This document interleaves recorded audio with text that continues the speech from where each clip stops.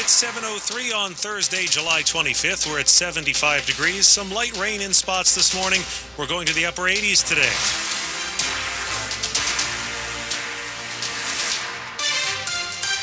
Good morning, I'm John Aaron. And I'm Michelle Bash. The top local stories we're following this hour.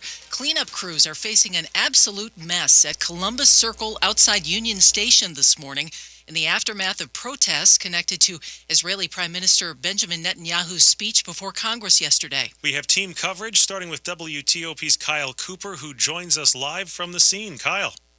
Yeah, hey, John, the task of cleaning all this up now falls to the National Park Service. They've been out here for about 30 minutes, and what they're doing is some folks are going around picking up all the trash that's been left behind, and then they're treating all the graffiti that was spray painted on the fountain, on the Freedom Bell, on the concrete here, on the bricks, with some kind of chemical, and then they're spraying it with a power washer. And I got to say, so far, they made some pretty good progress.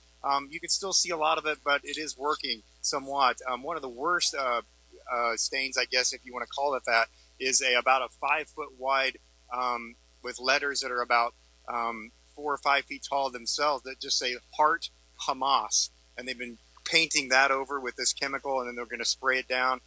They say this could take several days, several treatments in order to clean it all up. But they're out here, they're working on it, trying to get this cleaned up from the big protest that happened yesterday. Reporting live at Union Station, Kyle Cooper, WTOP News. I'm Nick Einelli. There were tense moments as police in riot gear arrested protesters. A crowd circled the officers, slowly moving closer and closer, aggressively, yelling, "Let them go!" Protesters set an American flag on fire. By the Capitol building, a crowd of thousands gathered. Instead of the United States jailing a war criminal who's committing genocide, it's honoring him with a speech. Police deployed pepper spray, hitting, among others, a journalist who is here from out of town covering the protests. It's pretty ridiculous. I'm not going to lie to you.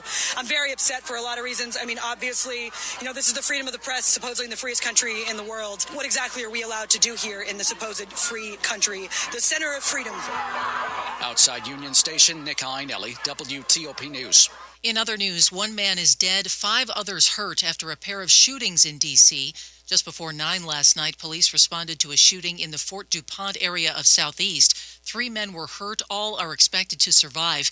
Then around 9:30, police say there was a shooting near Logan Circle at 7th and O Streets Northwest. 1 man was killed. 2 other victims are expected to recover.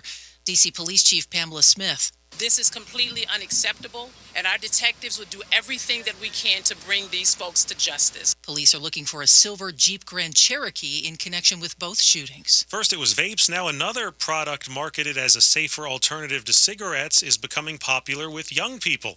WTOP's Dick Uliano talks with a doctor about what parents should know. Dr. Susan Wally of Children's National Hospital, the mother of 3 boys, says she and other pediatricians are extremely concerned about nicotine pouches. I see a lot of similarities to when e-cigarettes first came on the market. Users stick the small pouches between their lip and gum. Among Dr. Wally's concerns are the pouch's ability to attract kids. The pouches come in different flavors, and we know that flavors are appealing to children, and that's why they were actually banned from conventional cigarettes with the exception of menthol. One of the products marketed by Philip Morris is called Zyn. Although it doesn't contain tobacco, regulators treat it as a tobacco product. Dick Uliano, WTOP News. And coming up here on WTOP. Why your pay raise might be smaller next year. I'm Jeff Clayball. Traffic and weather in 30 seconds.